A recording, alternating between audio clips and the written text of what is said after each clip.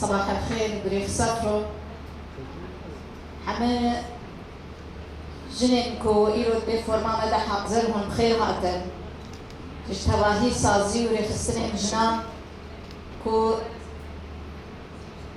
كاوين يكمين يتكو شينا جن دروجاهای کردستان ده و دباکو رجلات سوری داویدن جنین کو هر گاوکی و هر کلیه کی ده تکوشینا شورش جنان رول لیستنن هر جنین کو دوی تکوشینه ده هم کد خبات برخودانی فداکاری انمشاندن جبونا آزادیا جن جبونا باراستنا جن. المرأة السورية وصناعة المستقبل.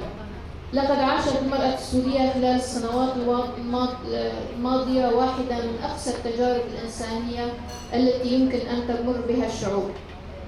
كانت في قلب الألم، تواجه الخوف والعنف والنزوح، تتحمل مسؤوليات مضاعفة داخل الأسرة والمجتمع، تكافح للحفاظ على ما تبقى من حياة طبيعية في ظل انهيار البنى الاجتماعية والأمنية والاقتصادية.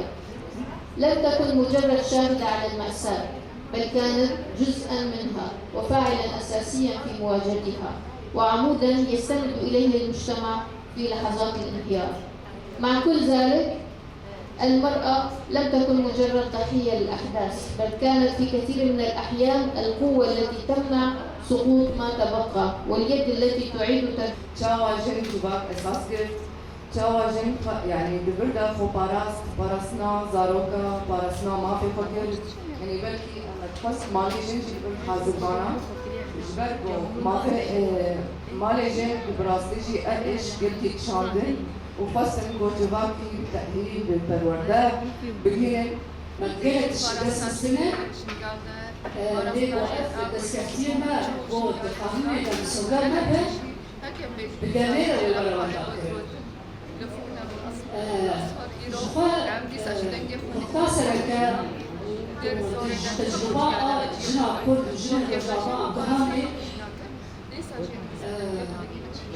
نتهني برامج الولايات يعني تاني ما في تقانون الولايات ساندج أو جنا بس يعني تشفاك إذا بهرتنا زميته كرت قبول كرنا أما فان تشفاك إذا تشيء بذا بشرة تقانون إذا ورا سوغر كرن تسكتير جنة روج أبادا بهرتنا زميته إذا تشيء بيه تقف سوريا اليوم على مفترق طرق دستوري وقانوني مصيري في ظل إعلان دستوري جديد لعام 2025 يحدد ملامح المرحلة الانتقالية.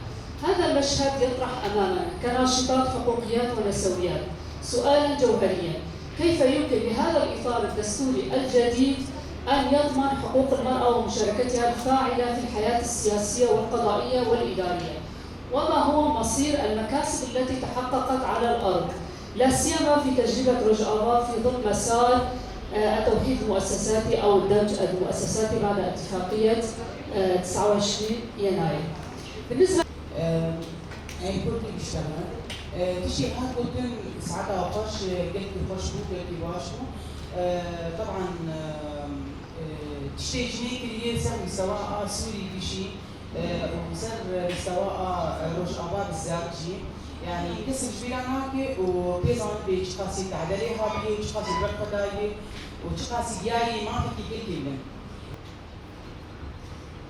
قدم بحث القوى الناعمة، الدور الثقافي والأدبي والفني والإعلامي للمرأة في صناعة المستقبل. حين نتحدث عن بناء المجتمعات يتبادر إلى الذهن الجيش، الاقتصاد، السياسة والدبلوماسية، ولكن التاريخ أثبت أن هناك قوة أكثر هدوءاً وأكثر عمقاً وأطول أثراً من كل أدوات القوى التقليدية. إنها القوى الناعمة التي تغير العقول قبل أن تغير الواقع وتبني الإنسان قبل أن تبني المؤسسات. البيان الختامي الصادر عن منتدى المرأة السورية وصناعة المستقبل. برعاية مجلس المرأة في حركة المجتمع الديمقراطي وبمشاركة نخبة من النساء السوريات صناع القرار وممثلات عن المؤسسات الإدارية والاتحادات الثقافية والأدبية والتشكيلات الأمنية والعسكرية وشخصيات نسائية مستقلة، انعقد مؤتمر المرأة السورية وصناعة المستقبل يوم الثلاثاء المصادف ل 4 آب 2026 في مدينة قامشلو لرسم ملامح مستقبل سوريا، إيمانا بأن المرأة هي الركيزة الأساسية للسلام والضمانة الحقيقية لتمتين النسيج المجتمعي وصناعة الحضارة. ناقش المنتدى واقع المرأة السورية عبر 3 محاور رئيسية، وهي المرأة والسلم الأهلي، الحماية القانونية والدستورية، القوى الناعمة ودور المرأة. خرج المنتدى بمجموعة من التوصيات الهامة نوجز منها ما يلي: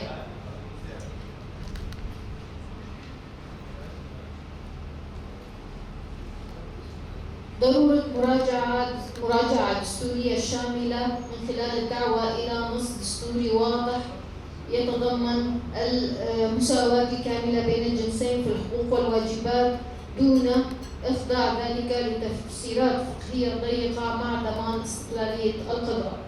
العمل على سن تشريعات تضمن مشاركة المرأة الفاعلة في مواقع صنع القرار كوضع نصب الكوتا لتمثيل النساء في المؤسسات المدنية والعسكرية والدبلوماسية مع مراعاة تمثيل جميع المكونات السورية. تفعيل الاتفاقيات الدولية ذات الصلة بحقوق المرأة وملائمتها مع التشريعات السورية المستقبلية، والمطالبة بسحب التحفظات على المواد المتعلقة بالأحوال الشخصية ووضع خطة وطنية لتنفيذ هذه الاتفاقيات. إقرار قوانين تجرم العنف الرقمي والتحرش الإلكتروني وتوفير آليات إبلاغ آمن والدعم النفسي والقانوني للنساء المستهدفة. حماية مكتسبات روجافا من خلال السعي لإقرار قانون يبقي على القوانين الخاصة بحماية المرأة. تعزيز دور المرأة في لجان المصالحة المحلية وآليات تقصي الحقائق والحد من العنف المجتمعي.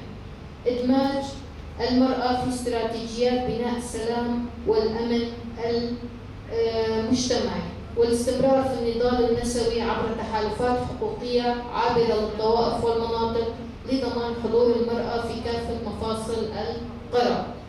تشكيل لجنة وطنية تعنى بشؤون المرأة لتقديم قوانين دورية حول تقارير دورية حول وضع المرأة السورية ومدى الالتزام بالاتفاقيات الدولية كاتفاقية سيداو، وتفعيل أجندة المرأة والسلام والأمن تشمل ناشطات من كافة المحافظات. في مجال القوى الناعمة، اعتبار الثقافة جزء من خطط التنمية المستدامة وبناء السلام وتخصيص ميزانيات كافية لدعم القطاع الثقافي. حماية اللغات والتنوع الثقافي في سوريا وتشجيع الإنتاج الأدبي والفني والإعلامي باعتبارها جزءا من التراث الوطني وإدراجها في خاصة إنجازات المرأة في هذا المجال وإدراجها في المناهج السورية. دعم المهرجانات الثقافية والأدبية والمسرحية والسينمائية والموسيقية بوصفها منصات للحوار الوطني والتبادل الثقافي، ودعم برامج القيادة الإعلامية للنساء. الاستثمارات في الصناعات الإبداعية وإنشاء صناديق دعم المشاريع الثقافية والفنية النسوية.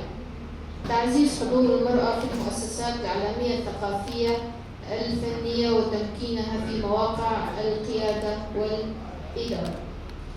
في مجال التعاون الدولي، إنشاء شركات ثقافية دولية لتعزيز حضور الإبداع السوري في العالم وتدريب الكوادر النسائية لدعم الصورة الإنسانية لسوريا.